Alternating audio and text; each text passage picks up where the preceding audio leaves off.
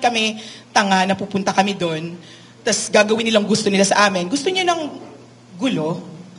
Gusto niyo ng dito, sa labas?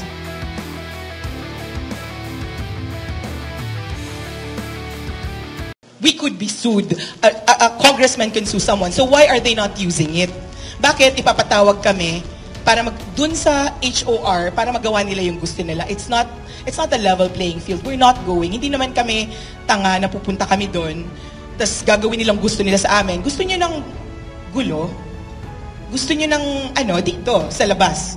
And then if gusto niyo talaga kami ipatawag, hindi namin ibibigay yung sarili namin easily. You will go through legal hoops to get us. Hindi kami tanga, hindi kami aso na pupunta kami sa HR kasi pinatawag nyo kami. Kung gusto nyo kaming kunin, makukuha nyo kami pero paghihirapan nyo. I demand that you apologize to this committee.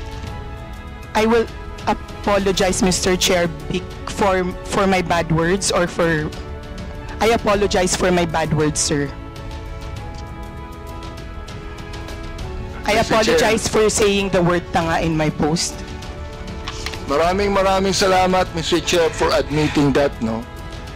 Siguro naman, makikita mo naman ang gobyerno, sasabihin mo mga tanga kami, siguro, pinapalagay mo, alam mo sa akin, Mr. Chair, ang pinapalagay ni Ms. Quezette, yung audience niya, mga tanga